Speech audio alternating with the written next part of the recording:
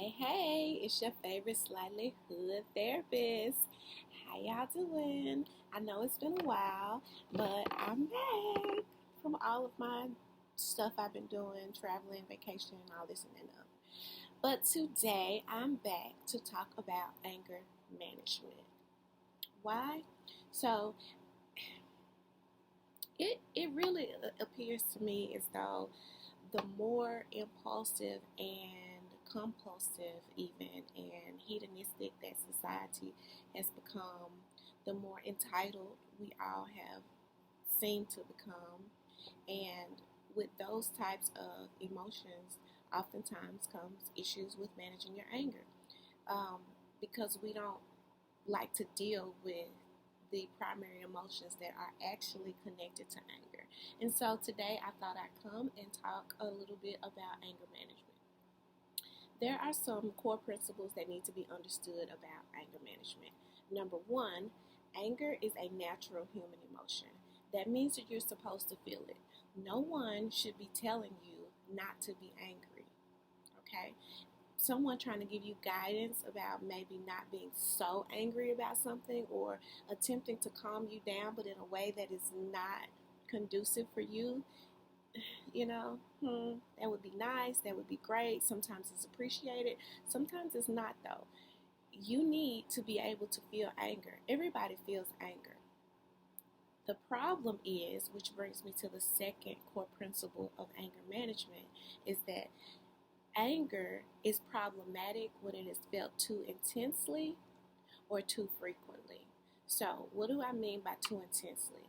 Let's say that, a person gets angry and they develop physical and medical complications behind that, because when you're angry, your heart is racing, blood is rushing to certain parts of your body. You put yourself at level for at risk possibly to be at stroke level, or putting yourself at risk for things like aneurysms, chronic tension, headaches, and migraines, those types of things.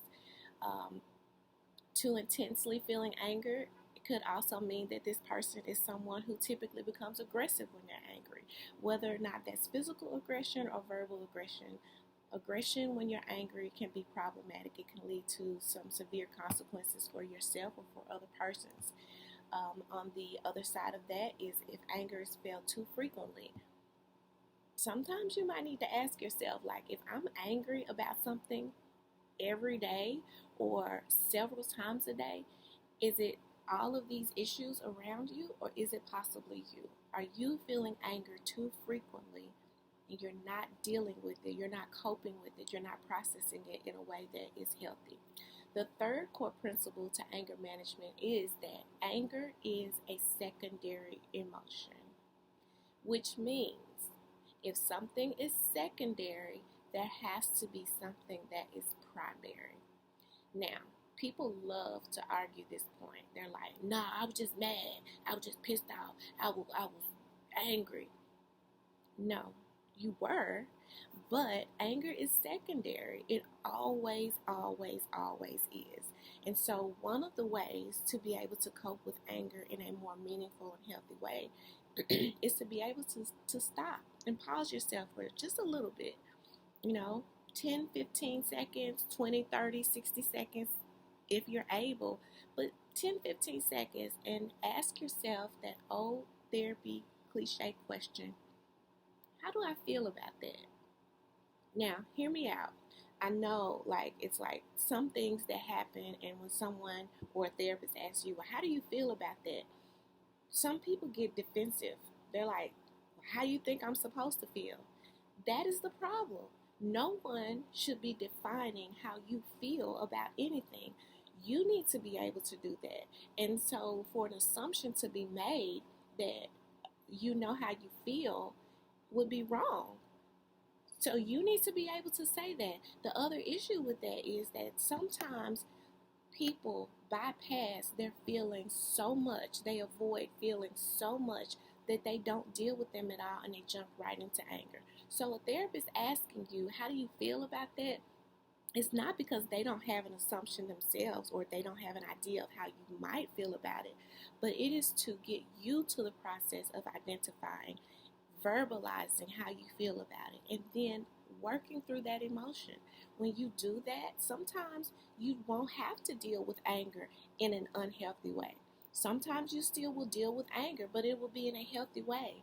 If someone does something and you feel disrespected, then the next step may not be immediately to jump into anger and be aggressive and cause harm to that person, which causes greater consequences to you.